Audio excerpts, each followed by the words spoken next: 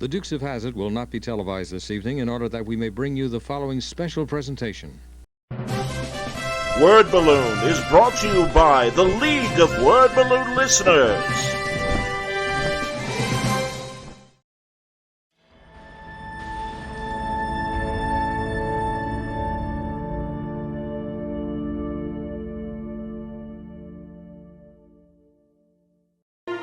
With Captain America and Iron Man, I was introduced to them basically at the same time, and one of the ways that I was seeing them was as a duo because they shared a comic book that was at least published when I was a kid called Marvel Double Feature, and it was just a reprint comic book, but I don't know from reprints when I'm a little 6-year-old, and I love this comic of the juxtaposition of the two of them as kind of a buddy cop team was never what the stories illustrated, but that's what I put in my mind, the idea that those guys are a pair. They are the kind of good and good sides of the Marvel Universe, but they are kind of the two leaders, the two thinkers of the Marvel Universe in a way. If you're here at Word Balloon, it's because you like comics, creators, conversation, pop culture subjects. Would you consider joining the League of Word Balloon Listeners? Patreon.com/wordballoon. For just $3 a month or more, you'll get exclusive access to the Word Balloon e-magazine, featuring transcriptions of some of my best conversations. When you subscribe, you'll also be part of the Word Balloon Book Club, where Brian Michael Bendis and I will pick a comic every month to review and discuss live with the League on this show. Join the League today, patreon.com/wordballoon. Thank you always for your support, League of Word Balloon listeners.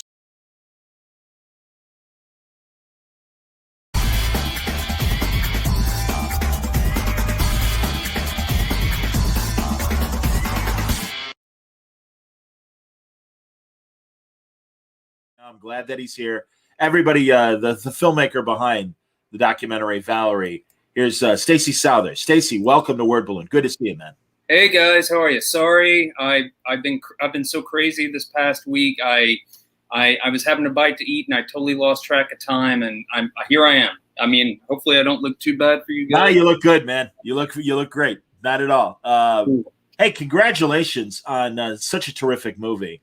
And I can't tell you enough how much I really enjoyed it. And, gosh, Valerie's story, I had no idea how things were going for Valerie. So it was eye-opening in the best way. And, certainly while we're talking, we're going to ask you, beyond buying the film and watching it at Vimeo, what we can do to help Valerie out. Oh, sure. Yeah. Anything you want to know, I got answers for everything, hopefully. Excellent, man. Here's the link, everybody, and I've got it in the chat of how to get to Vimeo and watch this amazing documentary. 40 minutes long, but wow, man, you pack a lot in that 40 minutes. And tell me when you first met Valerie, and how the relationship started and leading to the project. Sure. Well, first off, I want to say thank you for the kind words. I'm glad you enjoyed the documentary. That's what we want. We want to get Valerie's story out there and, show her amazing spirit and her amazing life. Valerie and I met in 2006 walking dogs. We lived in the same neighborhood. I had no idea who she was. Big floppy hat, big dark sunglasses, the whole thing. Valerie Perrine, except, 62 or something, whatever it was when I met her. And, here's the funny part. I'll tell you a quick little funny part. We met briefly. Dog said hello. Then I ran into her a week or so later, and she invited me to go on the secret hike with her and her dog because she's all about dogs. If you know about Valerie, about her history, in the 70s, she had 4 Great Danes and a Mastiff all at the same time. So huge dog lover. She took them all on Johnny Carson once. There's that clips out there if you can find it. But anyway, so I was going to do this thing with her, and there were no smartphones at this point. So she gave me her email address, and it was her name. This is going to tell you how long ago it was. It was a Hotmail address. So that's a while back. So, I'm like, I'm really bad with names. You're going to have to tell me your name again.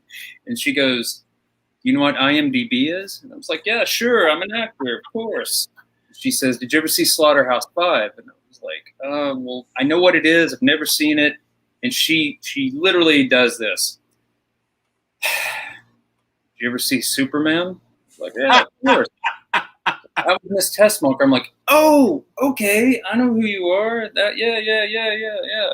And an odd little side note: if I talk too much, give me a let's. Oh no. Short. I got really sick. Like this was a year before I met her. I had a really bad cold, and I just keep going. You know, I don't really like rest the way I should. And it was a Sunday, and I thought, you know what? I'm just gonna like chill out tonight, have soup, watch some movies, and like just try to feel better. And I put in Superman, you know, which I'd seen 100 times, like, you know, like a lot of other people. You bet. Yeah. And, you know, she's on there, and I literally, it hits me. I think to myself, I wonder whatever happened to that lady. And she lived a block and a half away from me, a half a block away from me, actually. So, yeah. So anyway, we just became really, really tight friends from the beginning. And, you know, she's like my mother. That's the best way to describe our relationship. We're really close, and I've been through pretty much everything with her. I mean, you know, over the years, you know, especially the Parkinson's stuff, but, you know, whatever before that, ups and downs. But yeah, no, Valerie's the best. Let me put it this way. If it wasn't for Valerie Perrine, I wouldn't have the life I have right now. Meaning, I fell into filmmaking. Like I was just out here trying to be an actor. Okay. Because of Valerie, I met Christina McClarty, who's now Christina Arquette, because Valerie's two best friends, one of them's her mother and one of them's her aunt, Christina's, right? And so she started dating David way back, and I became friends with them. You know, it's like family because of Valerie. And some project came up, and David's like, oh, Stacey can shoot it. I'm like, I don't know anything about a camera. It's like, no, it's easy here. You can. And I got thrown into this thing, and I kind of had a knack for it. I kind of had an eye for it. And then what happened? Yeah. And then what happened was, well, that's how I fell into this. It's all because of Valerie, which led to David throwing me into something. And I kind of knew what I was doing. And then, I mean, I can tell you more. Like that's literally, I started when she was going to have this brain surgery thing. I was like, I was about to say a bad word. I don't want to. Oh, you can swear. It's okay. Oh, yeah, okay. I wasn't sure. No I problem. was like, fuck, somebody needs to shoot this. So it's a once in a lifetime thing. I borrowed a camera, you know, like a DSLR, you know, like a Canon, you know, it looks like a photography camera. I literally snuck that kind of in the hospital with me. Wow. And it's not like you're really sneaking because it's a camera, but you know, I shot. That's how it started. That's the whole thing. But again, you know, if it wasn't for Valerie, I wouldn't be where I am right now. Wow. Well, again, amazing story. And here's some, again, this picture of you and Valerie. I think it's terrific. Oh, yeah. And I'm not sure when this is from, but this looks like it might have been around the time that one of the last performances I saw her in. And that's when she was in a couple episodes of that great boxing drama. Lights Out. Yeah, Lights Out. And I'm an old boxing writer. I used to write for Ring Magazine and Boxing Illustrated. Oh, wow. Covered the sport for 16 years. Great drama, and she was terrific in it. She was the lead character's mom. Yeah. Stacey Keach. Yeah. I was with her with that. I was with her. We shot that in New York, and that's about, you're right. That is maybe a year or so after that, but that's around the same time. You have a good eye. That was great. I remember a quick story. We went out for her to shoot that, and it was New York, and it was summertime. It was like the end of June, and we got there on the weekend, you know, had a couple of days to relax. And Monday morning was, you know, go in and meet everybody. It was our first day of shooting. So, you know, the car picks us up. We get in. The driver says, you know, he's being really cool. But he finally goes, "They're really excited you're here." She was like, "What? Really?" It was like, "Oh, that's all they can talk." Not everybody. Everybody's excited that Valerie Perrine's here. That's great. Yeah. That was like, and it's just one of those times when, you kind of freak, if it's your friend, you're hanging out, sometimes you just, it's just, you're hanging out with your friend. And then when those things happen, you remember like how respected she is as an actress and just an icon, what kind of icon she is. No question. And also the mark of a great actor is when they rub up against another great actor and the magic moments they have. I mean, the one image I had to take from Superman was, and I've got another, but the wonderful scene with her and Chris Reeve. And really just these, like, it is the sweetest moment that she has in the two Superman movies. And it really is. You see the tenderness between them. And the same goes for Lights Out. My God, she's playing Stacy Keach's ex-wife, and their scenes are electric. They're fantastic. And I'm glad you got him for the documentary.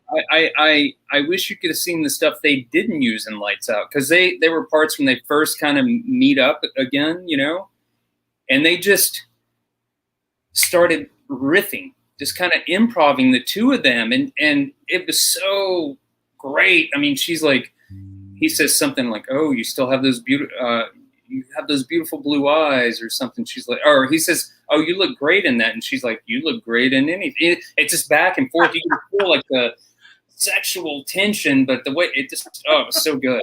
And it's Keach. Come on, man. Stacy Keach, like, that's one of the best actors ever. And he was nice enough to, to do an interview with me, which was amazing. Great guy, super nice guy. That's fantastic, man. And the film that you made, it's 40 minutes long. I imagine you've got tons of other footage that you weren't able to put into the movie. Oh, I do. Like, actually, when you were showing the Superman piece, when I shot Richard Donner, I mean, the great Richard Donner, who we just lost. I mean, you can't even, genius does not even encapsulate that man. I mean, I can't even think of enough words that would even do him justice. That guy was like just one of a kind. But he talks about that scene. I didn't use it in the movie because it just didn't fit in what we were doing. But he literally says something about they had this little scene where they're in the water. She kisses him, and he goes, I think they had a little crush on each other. I know they did. So it was just this little piece of behind the scenes, and you're like, oh, that's sweet, Sure. Well, hey, Chris was a red-blooded American man. I mean, who didn't have a crush on Valerie Perrine? I mean, but hello. Yeah, but again, what's great is, and seriously, you put the right focus on a lot of her key movies. A performance like in Lenny, I mean, it's such a great, gritty, early 70s classic film. And again, Bob Fosse, Richard Donner, these great filmmakers that she worked with. But Lenny, I mean, I actually saw it probably years after it was released because I was a little kid when it was out. But, I caught it first in the VHS era. I had no idea the amount of awards that she received for it, and great recognition. And good Lord, I mean, you can rattle them off better than I can. That movie made her a movie star. She won Cannes. She won the BAFTA. She was nominated for an Oscar, which she should have won. Literally anyone you talk to will say she should have won that Oscar. That should have been hers. I think she won something for the New York Film Critics thing. Like, she basically won everything. And let's just put it this way. When Bob Fosse says, "You're the greatest actress I've ever worked with," I don't think there's anything that's a better compliment or a bigger compliment than that. And it wasn't hyperbole, because God, I'm going to forget some of the people she was nominated against for that 73 Oscar. Oh yeah, it was the 74 Oscar. Oh, excuse me, 74. Yeah, I can tell you it was. What is it? Alice Doesn't Live Here Anymore. What's her name? Ellen Burstyn. And she's who won. Diane Carroll for Claudia. Diane Carroll, that's who I was thinking of. Another great film. Jenna Rollins for Women on the Verge. Jenna Rollins was in it. Woman Under the Influence. Woman Under the Influence. I'm sorry. Yeah, and what's her name? Bonnie and Clyde. What is her name? Also, I can't remember it. Faye Dunaway. Faye Dunaway. Yeah. I mean, the women, and if you see that Oscar clip of, they box them all up, and Ellen Burstyn wasn't even there. She was filming or something. Yeah. And this isn't because I know Valerie or anything, but when you see it shows all those women, Valerie looks like a movie star. Yeah.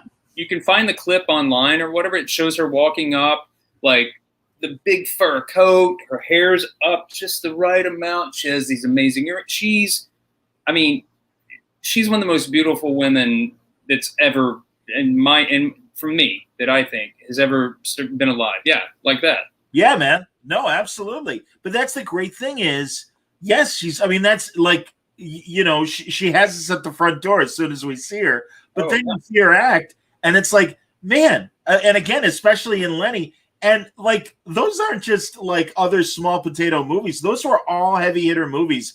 Anyone else other than Ellen Burstyn could have won, and everyone would have been, well, sure, because that's like one of the best groups of actors nominated for Best Actress. Oh yeah, the talent of in that pool of women. Yeah, I mean, come on, those were the heavy hitters of the 70s.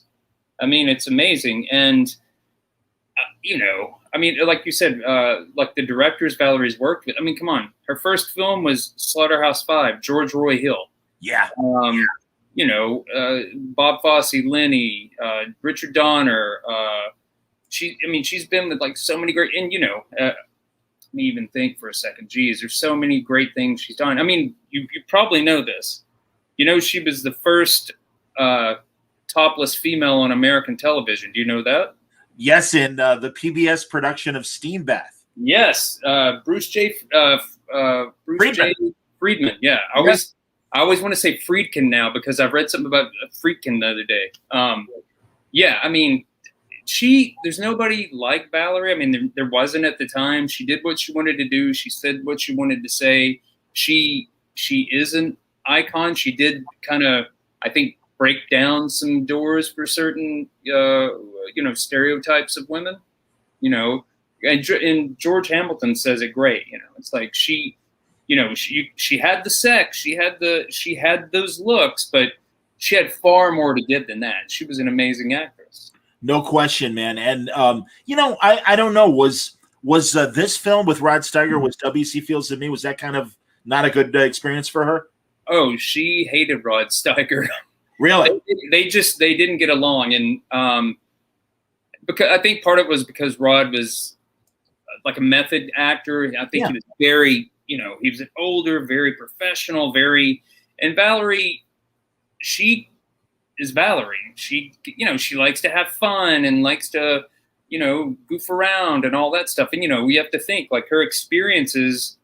I mean, one of her best experiences was making Lenny. She always said that, they had such fun, Bob Fosse and Dustin, like they just had a good time. And then she went to this next movie, which I think W.C. Fields was the next thing, if I'm correct. And it was very like, she loved the director. And I can't remember his name, but I'll have that for you in a second. Yeah, you're on it. I love this. Well, I got IMDb open. Arthur Hiller, of course. Arthur Hiller, another great director. Yeah. Yeah, man. But yeah, I mean, she, her and Steiger just didn't see eye to eye, and she had a good time. And there's actually an article Rex Reed wrote. He went to set to visit her. It's like August in Pasadena. It's hot. You're wearing all these period clothes. You're inside a kitchen. It's all this stuff. So they were taking a break. She does whatever. She had to cool off, so she did something crazy.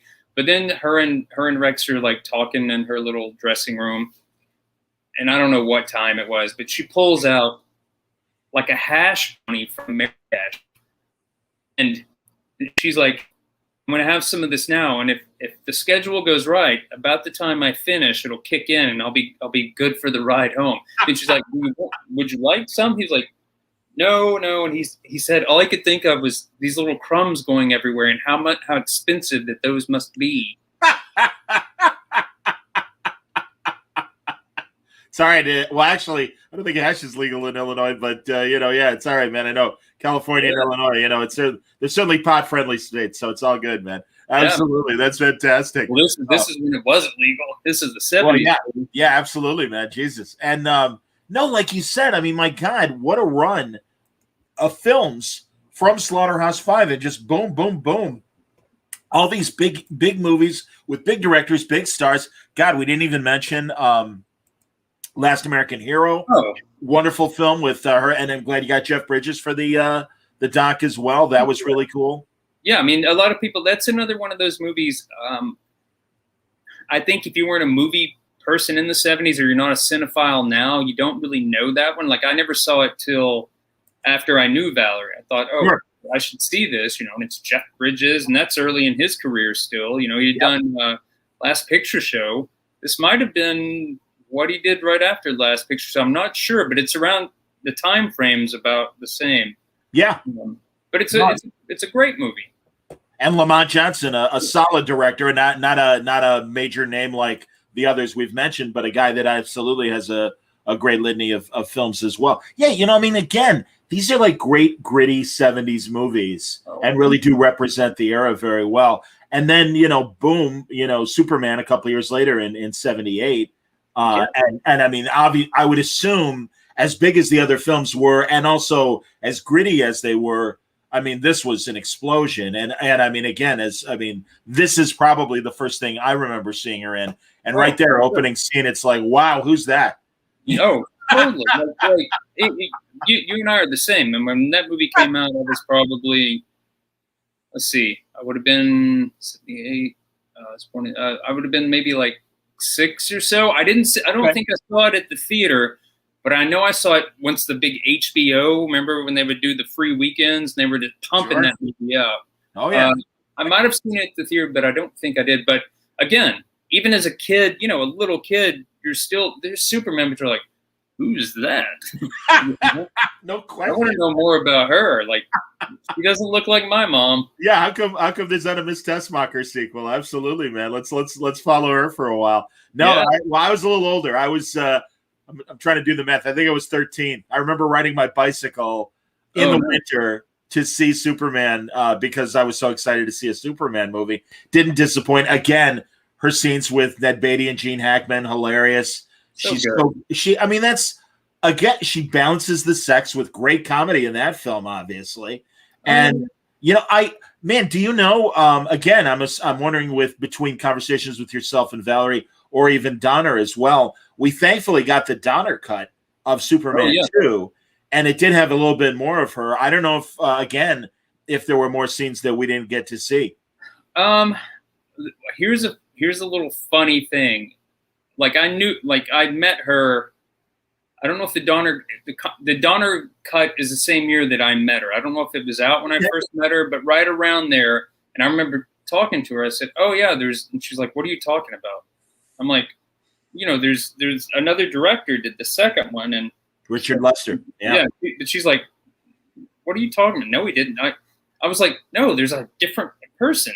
And she's like, "The only person I shot with was Richard Donner. I don't know what you're talking," because she probably didn't. I don't know if she even went to the second premiere. I don't know. Who knows? I don't know. But I literally rented it, and I was like, "Look, and she was like, "Oh, I had no idea this existed." I know they made the two movies with Donner simultaneously, and that was the initial plan. And then the Salkins kind of screwed Donner over, and it's kind of hilarious because not for Donner, but they brought in Richard Lester to finish the film, and he was treated the same way by the Salkins when he made the two Three Musketeer movies, Three Musketeers and the Four Musketeers. Yep. That's where they came up with the Salkin clause from that whole debacle. Absolutely, yes, indeed. And again, even in those like a handful of minutes that it's her and Lex, and they discover the fortress, and they see Brando, being Jor-El and everything, and she's looking for the bathroom, which is great. Oh yeah, like it's such a cute throwaway scene, but I'm so glad that it made it in because it's a shame because she was terrific in the whole movie. It's so weird because you you don't see her that much in the second one, which is weird to me. I mean, I don't know how it was supposed to be, but even in the, I think you might see her a little bit more in the Donner cut. I can't remember, but still, it seems like they would have peppered her in a little bit more. But who knows? I mean, we have those scripts. Oh wow! Like I have all of her movie scripts, and the Superman scripts are like they're not like the normal height. They're like really long. I mean, it's really weird, but yeah, like all that stuff. Like she kept everything, so it's really cool just to like when you see there's a shot in the film where you see all these scripts stacked up, and that's it. And I put all like, oh look, here's Superman. Let me put it beside Lenny. Let me figure out how this looks really cool, where the eyes are gonna catch on that or whatever. But yeah, like I mean, I'm a cinephile, but I also love, just nostalgia, and I love like being able to like pick up an old book or something and the smell and the whole thing. Oh yeah, it's just there's something like I love that stuff of just like I had to scan like 1,600 photos and newspaper clip like everything she had. I did it all, and she has it all in filing, like in a filing cabinet. There might be 5 folders for Lenny and but I mean everything she's done. There'll be like the Magician of whatever the name. There's some weird things that you don't Lady Luck, or I'm like, what is that? But she had it all, and just to go through. And like, oh fuck, man, this is cool. Like, here's this great like article, or here's this Playboy like with her, and here's this whatever. Or I'll tell you what was really trippy. She had a trunk of VHS tapes, and because I'm not a pack rat, I'm a collector. I still had a VCR, and so I had to go through every one of those to see what was on it in case, it was something important, and it was like like most of the interview stuff you see came from that. The only thing that didn't was the Johnny Carson stuff, and I had to license that from Carson. But that was it. No, and that's dude. I know that is a lot of times the challenge in terms of making a film, and the amount of licensing that you have to do to get. Sorry, man. I'm trying to grab the Playboy cover while we're talking. Oh yeah, it's famous, baby. Oh yeah. Shame on me for not grabbing it right away. I think that was probably every comic book fan, comic book geek, whatever you want to say. She would have been the first. I mean, I'm not for sure. The first person on the cover of Playboy that was like doing a superhero thing, like a whole bit, it's you could be right, man. Absolutely. Well, that's even and again, being a little bit older, DC, the Superman publisher, even they made Superman the movie Giant Treasury Edition, and maybe Valerie had these. I don't know what you're talking about. There's 2 of them. The comic book, or I'm thinking of the. It was like the tie-in to the movie. There's 2. Yeah, it was the tie-in to the movie. Here, here's the Playboy, everybody. Oh. There it is. Yeah. Well, and again, I didn't want to be exploitive, because truly she's a beautiful woman, and certainly that was a big part of her career. But it's like there's this great actress as well, and I really want to obviously give her due as the amazing performer that she was. You mean to tell you what the alternate cover of that is? Because she has it. Tell me. It's a the layout that they didn't use. Playboy and all that, but this is so much cooler. The other one's her in kind of like a bubble bath type thing, and I think she's looking back or something. The Superman thing, way better. Not that the other one's not cool, but this is iconic. I mean, again, look. You got the bunny right there. Yeah, come on. She's doing a Clark Kent riff and everything. Absolutely, man. No, this is and even the lettering on top. They made it the Superman font and everything. I mean, yeah, that was terrific. So, I'm with you, man. Well, and also, like those great shots of her in the scene where she's distracting the army, and she's in Oh the yeah, yeah. and she's in that beautiful evening gown and blonde wig.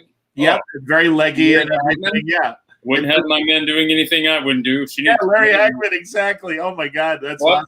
I've got pictures of all that. Like when they were, I mean, not that, but like when they were shooting in Canada. Like I have stuff of Polaroids and stuff of her and Dick Donner and Larry Hagman and like all that cool stuff. It just, certain things. It's like, this is cool, but how do I make it fit in the movie? Beyond the documentary, and again, I've got it in the chat. I'll put the banner up again for people watching. This is the way to get the documentary and stuff. Do you want to do anything else with the amount of photos and other footage that you shot? I mean, again, you mentioned George Harrison, George Hamilton, Richard Donner, Lonnie Anderson is in there, David Arquette is in there, Stacy Keach is in there. Say it again. Angie Dickinson's in there. Angie Dickinson is in there. Absolutely. Someone that knows, has had a similar but very different career. God, what a wonderful quote she gave you in terms of, I was more envious of the actresses that were pretty but could really act. And Valerie's one of those people. And it's like, that's very cool that Angie Dickinson even, says, no, this woman is a great actress. And she is. Yeah, no, for sure. I don't know. I mean, if there was a way that, if there was like a DVD release or something, and the money was there to do it, I do have a lot of stuff that I couldn't use because originally it was going to be a feature-length documentary. Yeah. Like I had enough, and I could still get, I could still gotten more interviews and whatever, but I didn't want to make like an hour-and-a-half movie and it be thin in spots, where people are like, where you get a little bored or, your mind like starts to drift. I thought, let's do it as a short piece, 36 minutes. And another thought behind that was, I thought it'd be a bigger fish in a smaller pond and be a lot more powerful. And I also thought if it was done the right way, that possibly it could, get into the Oscar world. And it did. I mean, it won a film festival, and it was terrific for the Oscars. I mean, it made it into the first round. It didn't get shortlisted, but it was like 1 out of 100 films that were in the short category of documentaries that were being considered. So that was pretty good for my first movie.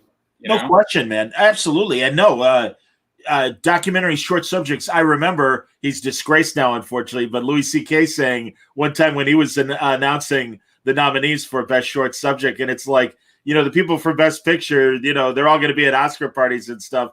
The winner of this is going to be very happy as they're creating their Oscar on the dashboard of their Volvo as they're driving home. And it's like, yeah, man, I mean, no, you don't get into short subjects to be, to make money with a short subject film. Yeah. I would assume that it's proof of concept, but also in your case, maybe proof of your worth as a filmmaker. And again, you are 100% right, man. There is no dead spots in Valerie. It's a terrific documentary, and it moves, and it's, again, when we think of her in these in these iconic moments, her Playboy shoot and all these great shots of her showing off how beautiful she is, it's like you really reveal that it's like, no, this is a great actor, and it's that much more of a shame that right now with her Parkinson's syndrome that she can't continue her career. Because again, I point to those Lights Out episodes that were from 10 years ago. She was great in that. And it's very obvious that if health wasn't an issue, she'd likely be up there. Again, a lot of competition for the senior roles, but I'm sure she would have been up there and everything. She's great. Oh yeah, I think if her health didn't go down the path it went down, that I think she could have had a comeback. Like at least a nice juicy part. I mean, the last movie she got to do was, she shot it in 2013, and it didn't, I think, come out in 2016 with Silver Skies. Mm-hmm. And it had George Hamilton in it, Barbara Bain, Mariette Buckley, a bunch of those people. It's a great movie. Like I know you can stream it, so like on probably Amazon and all that. Okay. It's a great little movie, and George Hamilton's so funny in it because he's a guy who has Alzheimer's, but he thinks he's Dean Martin because he used to be like a little Dean Martin lackey in the character's younger days, but now he thinks he's Dean Martin. He's like, hey, Pally, and all. It's one to check out. It's a great little movie. That sounds great. Yeah. The director was Rosemary Rodriguez. She wrote it and directed it. Great little gem for, if you just want to watch something tonight. But yeah, I think that if Valerie could have, been auditioning, or again, like a certain filmmaker just loved her work so much, and just to kind of pluck her back out and put her in a plum part, even just a small part, that could have been really nice for her. But I think again, like the documentary is, to me, that's the proper bookend to the end of her career. She's had this amazing career. It's not just some, a movie and then that was it. Like, she did something and then she got sick and then that was kind of it. It wasn't like nothing really tied it up, where I feel like this movie gives it a proper ending, and it endures her. It ensures her legacy, which that was part of the reason I wanted to do it. I wanted her legacy to live on, because she's such a wonderful person, such an amazing actress, and she's had an amazing life. I mean, not even acting, but like you see some of it. Like, she was an amazing showgirl. She was a big deal in Vegas. Like, she's had a life. If people could live 10% of the life she's had, they would be on cloud 9. So it's pretty cool. I am with you, man. Here, Cern McNulty, and I hope you realize at the end there is a compliment here. He says, I've rewatched Valerie's delightfully cutting review of Man of Steel when she was at a convention, and I wondered why there was a Johnny Depp lookalike behind her or beside her. Turns out he's a talented filmmaker. Yeah, man, that's the good part. Absolutely. Yeah. No, that thing's gonna live on forever. That's gonna live on forever. Yeah. That was fun. It was me, her, and Sarah Douglas sitting up there, and Sarah's like, if you ever, Sarah Douglas is amazing. She's funny and she's just one of the best people you ever want to meet. But yeah, that thing was. I know people were kind of like, "Who's that guy? Is he like? Is that her boyfriend? Is that her manager?" and that wouldn't be far from the thing, like back in the day, because Valerie would, at a certain point, she dated younger guys like for a long time. So I think I don't know if it looked more like I had my arm candy or she had her arm candy. I understand that. That's awesome. That's fantastic. Yeah, and believe me, you're not alone. There you go. I'm assuming that time. That's it. I can see why people would think that. I think that's actually from that con. Oh, wow. Because I think they were doing some sort of I guess people would pay. You could get a professional picture made. It was one of those package things, and they showed us where this is where we're going to shoot everything. And the guy was like, "Hey, you know what? Why don't I do a picture of you guys? Why don't we try that?" And it was like, "Sure." And it's such a great picture. I love that picture of us. I understand. And man, unfortunately, and she still worked after this, but boy, can't stop the music. Sadly, the public decided the music could be stopped. And, yeah. In the middle, go ahead. I was going to say I was a teenager then, and yeah, man, it's like there really was only a short window where disco was kind of the moment, with things like Saturday Night Fever and the like, and the Bee Gees and everybody, and of course the Village People as well. Sure. And unfortunately, Alan Carr, the producer of the film, missed that window, and that movie really got vilified. Oh, totally. Well, he'd done Grease, so he was the hottest thing there was. I mean, anything that he wanted to do, he could do after that. Absolutely. And in the middle of them, I mean, that movie had so many problems, but in the middle of shooting the film, I think Time Magazine released an issue and it said "Disco's dead," and this movie's all about disco. I mean, it's crazy. But I will say, Valerie and I just watched this. I got it on Blu-ray like a month ago, so I think we watched it a few weeks back.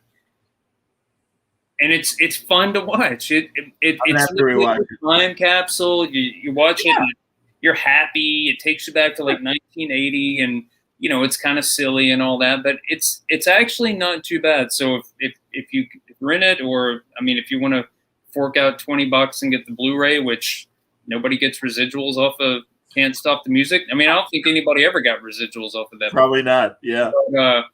But yeah, that's kind of a fun one. And actually, I'd interviewed Felipe, the Indian, Felipe Rose. Oh, sure. Okay. I interviewed him for the doc, and again, once it got shortened up, I just I didn't work. His piece just did. I couldn't fit it in the way I wanted to, so it didn't happen. But again, like if I did some sort of Blu-ray or something, some of the thing I would put in some of these things of people that didn't, they didn't quite. Do you know who Alex Rocco is? Of course, I love Moll Green.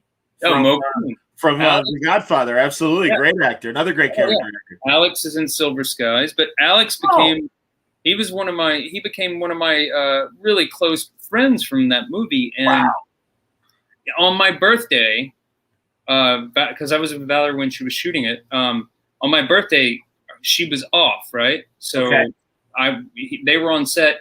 He calls my phone and gets everybody, I think, in the makeup, wherever he was, to sing happy birthday to me. That's great.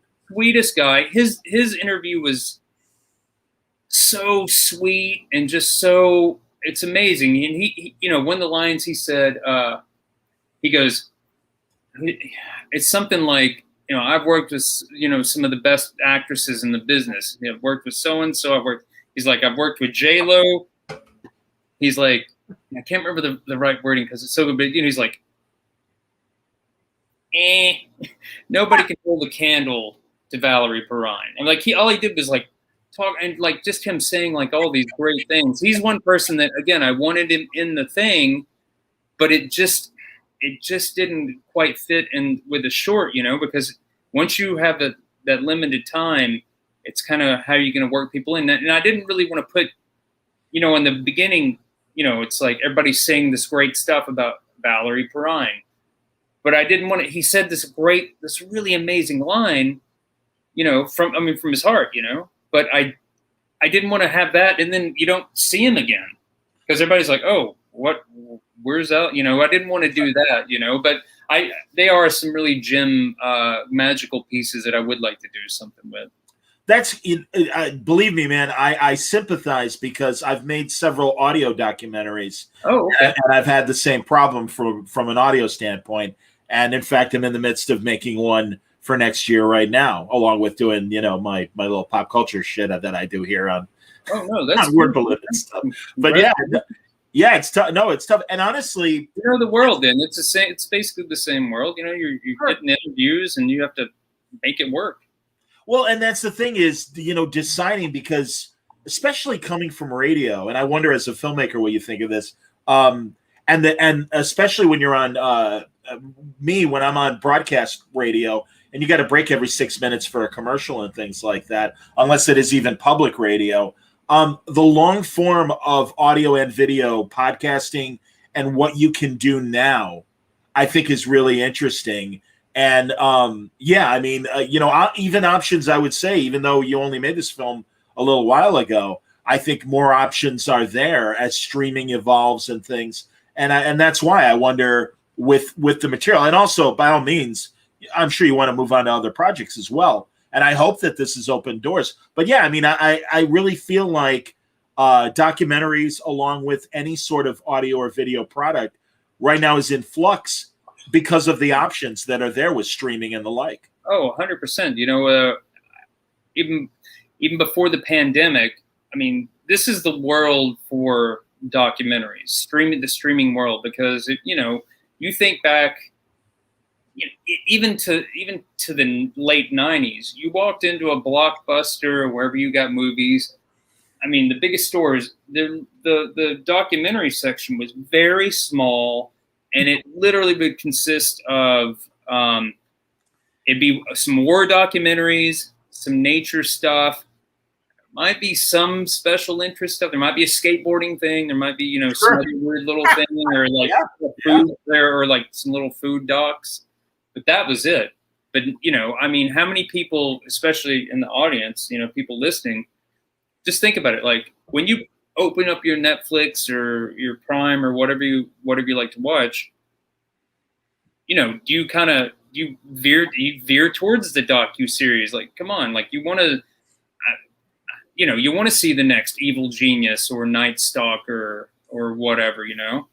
I mean, that's what it is. Oh, another a little offshoot in the Night Stalker. If anybody seen that, which was so good, it was such a well done piece. There was a piece, I think might have been the second episode, where they think they've got a suspect. They think it might be the guy. He's kind of fitting the profile. And then they go in his house and there's all this like porn and all this shit, right? And they videotape it, you know? And it shows him, and there's a shot where you see all these Playboys and all this stuff, and it's quick. And all of a sudden I was like, what the fuck?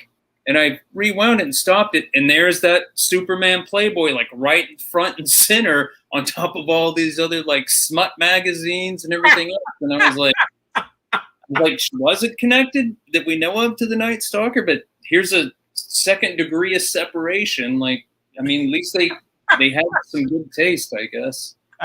Oh my God. Well, there you go, man. Again, that's amazing. Let's talk about the other part of the documentary, and that is unfortunately Valerie's tough decline physically, and man, how heartbreaking. I mean, here's a still of, you know, Valerie now, or now-ish, I suppose. Yeah, now-ish. You know, and it's heartbreaking when she talks about it. And as you said too, she was going in for brain surgery to hopefully correct this problem. And Yep. and again, I'm a layman, but you know, Parkinson's syndrome, you know, it's not Parkinson's disease, but there are similar symptoms. She has Parkinson's disease. Oh, she does. All right, there you go. She has essential tremors and Parkinson's disease. Essential tremors is what Katharine Hepburn had. Again, it's another shaking thing, yeah. But it's weird. It's I don't really understand all of it. But it's a different kind of shake. It's as weird as it is. I mean, you just think you're shaking, but it's not the same. So yeah, she has both. Oddly enough, well, nobody. You guys are about to know. Actually, Valerie has to go in for a little outpatient surgery tomorrow to change. There's a battery that it's called deep brain stimulation. Like you see it in the film. Well, that whole thing, there's a little battery like right kind of your armpit. Ooh, my sweaty, gross. Sorry, man. That's all right. I was like, what's going on? Don't worry, man. I have to take her in the morning. They're gonna make a little decision, switch out the battery, and have her home later in the morning. But just a side note. But no, yeah, and the Parkinson's is it's a battle and a struggle, and it's been part of her life for several years now. And she, again, when people see the documentary, I show things leading up, but then I literally show a day in the life, basically. And there are parts, I think some people are like, oh, it made me sad, or I cried, or it was like, and I'm like, I knew that would happen. Like, I figured it would. But the whole thing is, Valerie she was good.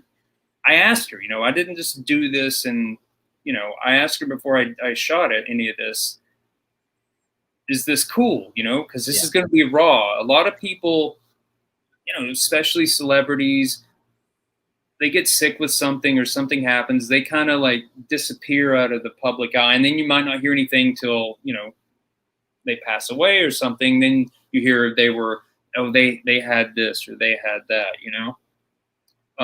So she was cool with it. But part of the whole thing for her doing it was, there's so many people going through, Parkinson's, any kind of disease or just any kind of struggles, whatever they are. She wanted them to see that they're not alone. These things can happen to anybody. You don't have, here she was, one of the most beautiful women, a movie star. She's got this just like, the mailman who got it or whatever.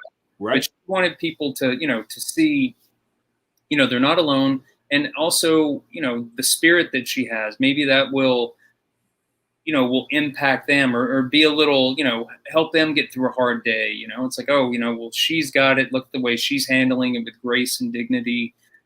That makes me feel a little bit better about my situation.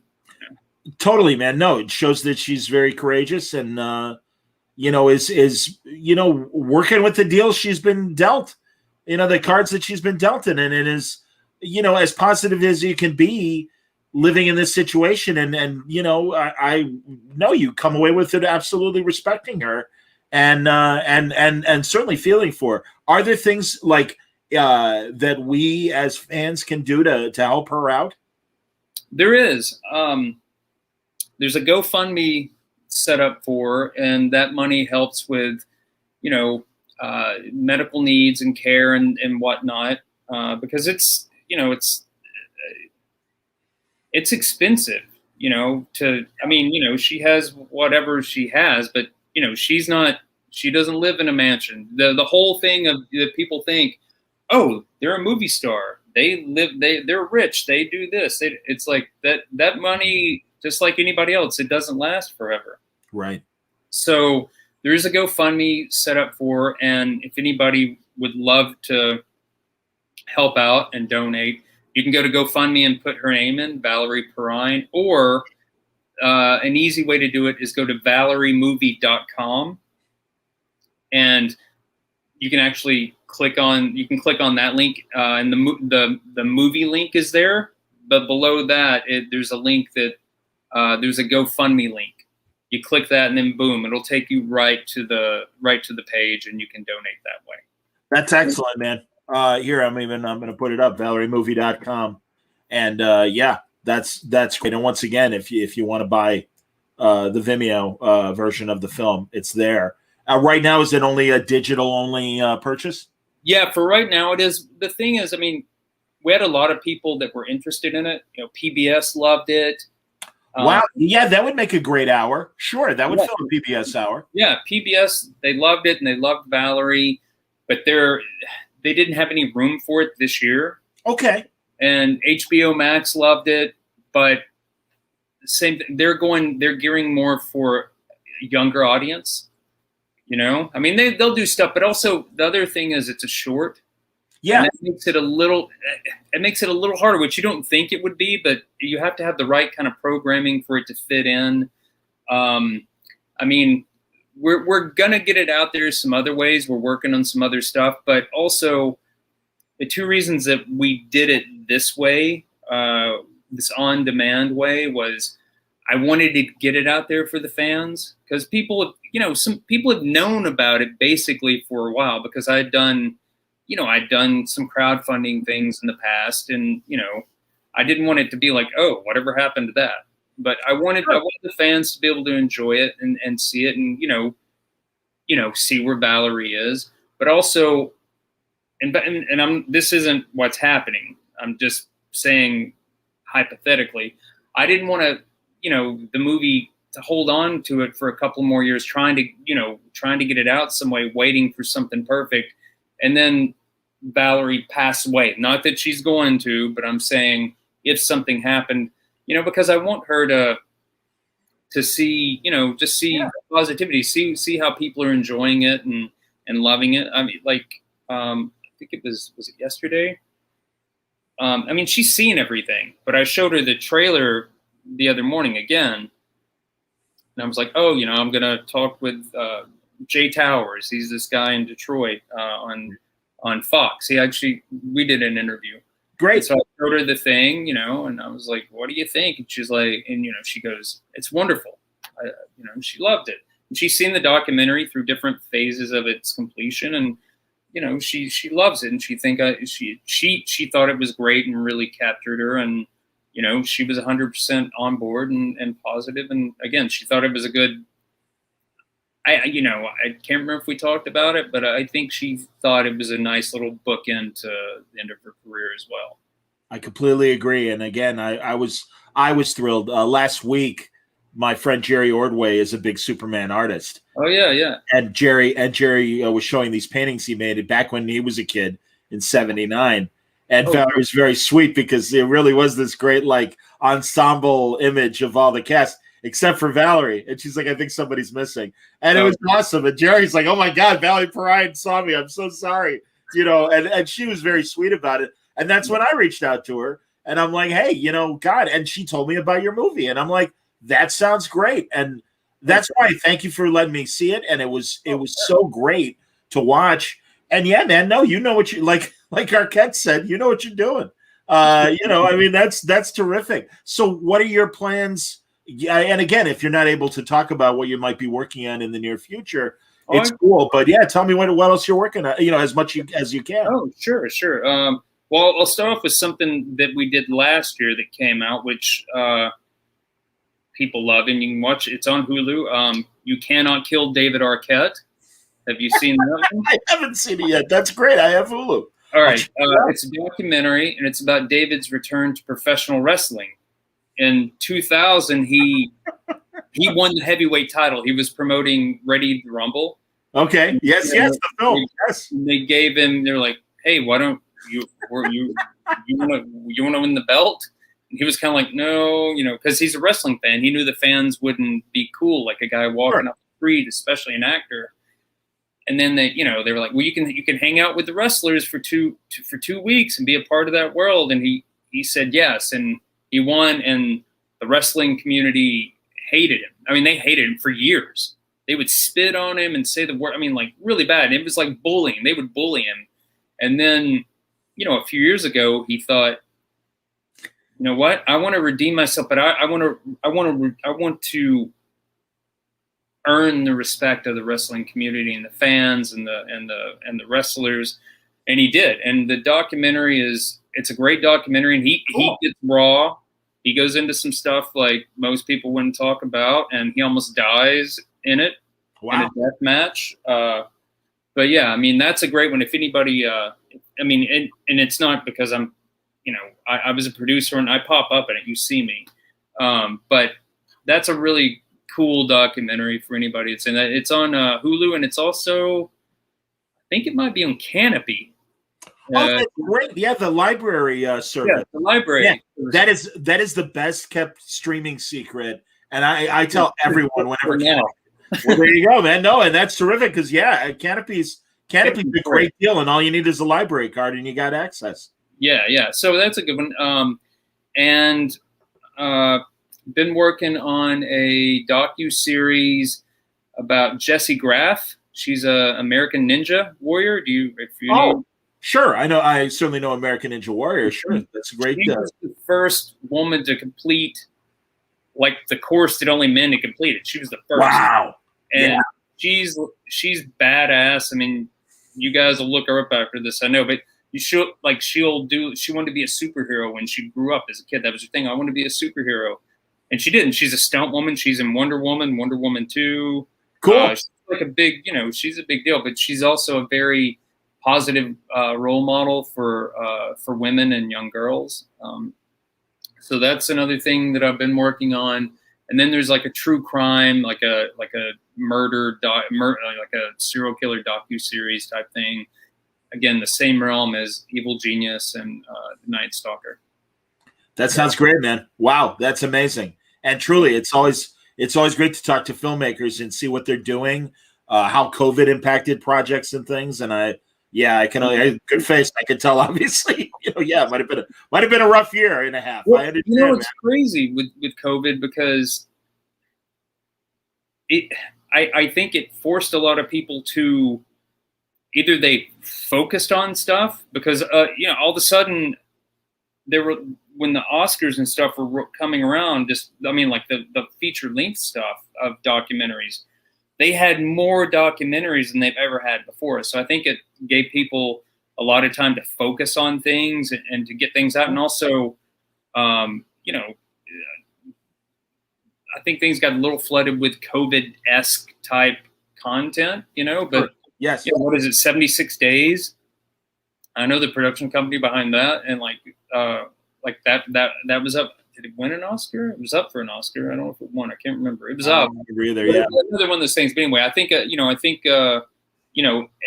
it's such a weird time. Again, I think it. Like Zoom calls and stuff. Like before this, I was like, who needs that? What do you need? Who wants to? I mean, I get it if you're like in another continent in a business meeting, but this is every day. This is the real world now, you know? Yeah. It's changed everything, you know? No, I agree, man.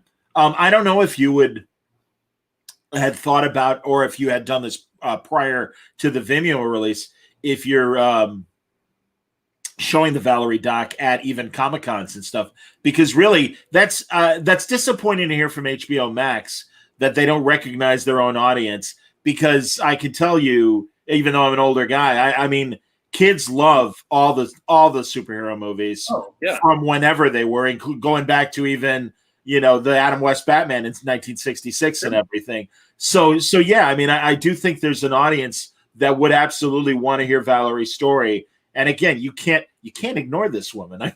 And I say that in the best way. It's like, wow, who's that? And I want to see more of her. And again, she has this incredible story. So yeah, it's like, come on, how do you say no to that? I mean, good Lord. So that's what I'm saying. I mean, believe me. I mean, you know, when I first met her on the street back then, and again, she was in her early 60s. But here's the thing: I would see her before I met her. I would see her like backing out. She has a 1973 Suburban. Okay. One owner, her. She got it as her first purchase after Slaughterhouse 5. This big red and white, amazing Suburban. Still have it. I drive it and everything. But I would see her backing out of the apartment building she lived in. The big, again, sunglasses, big floppy hat. And I just came up with my own backstory. I thought I could see her, and I was like, oh, you can tell that woman, you know, was really beautiful. I was like, oh, you know, that must be her. Her husband must have passed away. That was probably his truck, and that, you know, it's a sentimental thing. I came up with this whole backstory that was not at all anywhere near the story of who it was. But yeah, I mean, yeah, believe me, when I first saw her, I was like, wow, maybe she got a crush on me? What's happening here? I mean, she's not a bad looking lady. Would you take the film to conventions, Comic-Cons, and things like that? I mean, yeah, maybe. I mean, I don't really know how all that works, or how they do that. I mean, you know, I don't know if you know, if they do some kind of compensation, or I don't know how any of that works. I mean, I would be open to something. I mean, again, you know, I do want it to. I do want the people to see it, because I think so many. Yeah. I think it is it is an inspirational piece, you know.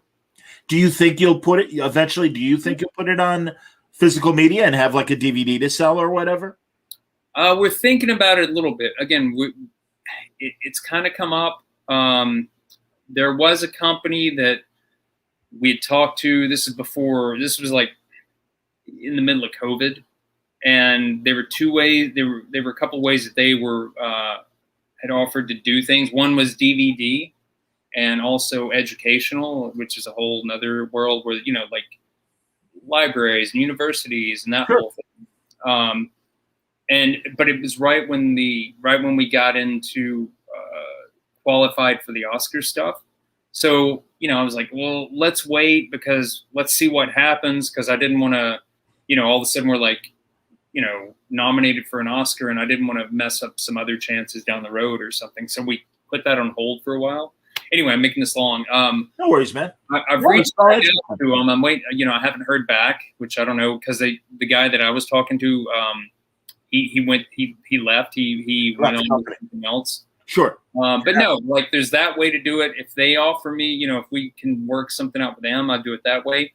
But there might be a way where we can maybe make something, and, you know, even do it as a, you know, from the website or something, you know, where you could order like a physical copy. Yeah, well, that's what I was thinking for conventions. You know, you show the movie and then, you know, sell it or whatever at a table or whatever. Yeah, no, that's good. Yeah. I could always bring in some, you know, some stuff that, you know, it's been signed from whenever or whatever. Sure. It'd be cool. Yeah. I'll have to think about that. Yeah, I mean, I did reach out to the Superman celebration. They do it in Metropolis every year. Yes, in Illinois, absolutely. Yeah, because we went to that. When was that? Around that same time period. I think it was like 2014. Because it's crazy. Valerie, we were she was about to go to. There was a signing in Canada. Early morning, they send a car to get us. This is to take us to the airport to go to Canada. Okay. I mean, it's like 5 a.m. Car comes. The guy's putting the luggage in. He's asking me some question about the bags. I'm like, no, that's cool. It can go back there. And all of a sudden, I turn back, and Valerie's like, she's falling. Oh, And literally, I mean, this is before like all the Parkins and stuff. She had somehow fallen, and I thought she had hit her head, like she was right by the curb. And I was like, and she's like, I'm okay. And okay, we get her in, and she's like, and then she goes, I think I might have hurt my foot or something. I turn on the light. She's broken her ankle. I'm like, dude, you got to take us. We're right by the hospital. So I'm like, drop us off here. We think she's like, well, they can cast me up. Yeah, we can make the thing. We'll be late, but we can, and sure. And everything. We get in there and they're like, oh no, you're not going anywhere. You're gonna have surgery today because we're gonna put a plate and screws in your ankle. Oh. So anyway, we missed that. But what I want to say is, it was a month till that Superman show. And she had to do like a whole, had to go into rehab. Like it was a big wow. deal. Like yeah. Just like go home and nothing. Sure. So I think she was in rehab for like 2 or 3 weeks, which was hard enough. But she was like, I have to be out of here. I've got a commitment. I have to make this commitment. And we did. We went. She had a cast. I mean, it was still crazy, and the flight and all that was crazy, but her work ethic, I promised I would be here. I'll be there. And wow. We did. I mean, it was the worst trip ever because of so many other things that happened. It wasn't like smooth, fly there, get off. It was insane, but Jesus. Never complained, did her thing. She's the best. But yeah, I did. It's funny. I did reach out to those, to somebody at that thing, like in the past couple of days, just saying, hey, the film's done. I know, are you guys, what do you here? Have a look at it just to see, if they want to like pass it around or whatever. Or I thought about that before, like, oh, if you guys want to show it, like we can, let's talk. But it's a good idea. These like maybe trying to reach out to some other things. And actually, you just gave me a great idea. I can talk to our old autograph guy. I can ask him if there's some absolutely, yeah, some world where can I take it? I can show it. Because she can't. Traveling. Right. But yeah, that's a good idea. I appreciate that. Hey, any little help I can give you, Stacey, I'm happy to do that. And final comment as we're wrapping up from Syrian. He's like, glad you brought up where we can support Valerie. Let's hope this builds momentum for helping her in any additional ways possible in coming years. And he says it's a great doc, Stacey. And let me say again, it is a great doc, Stacey. So I give you, no, that's terrific, man. No, I'm happy to help in a small way, and including doing this interview and truly making awareness for the film. You made a good thing, and we need good things to watch. And then truly, I mean, her story can't, like you said. We really would feel terrible if the eventual passing happens and people don't recognize her wonderful career and these amazing movies she made. And again, it's easy to start with Superman, but as you said, if you're a film fan, all these great films from the 70s that she made as well. And then, God, I want to see Silver Skies. You're intriguing me with her final performance. But no, dude, congratulations. The film was called Valerie. It's all about Valerie Perrine. We fell in love with Miss Tessmacher, a long time ago, but the love remains. And again, the body of work she has should not be ignored and definitely acknowledged. And thankfully, Stacey Souther has made an incredible movie that acknowledges that. So thank you for the movie, and the projects that you have coming up sound great. And I got to watch the David Arquette wrestling thing on Hulu. That's definitely know what you think. You'll like that one. It's fun. Man. Houston, make sure you subscribe to the Word Balloon podcast. Become a legal Word Balloon listener at patreon.com/wordballoon. I just want to tell you how to copy.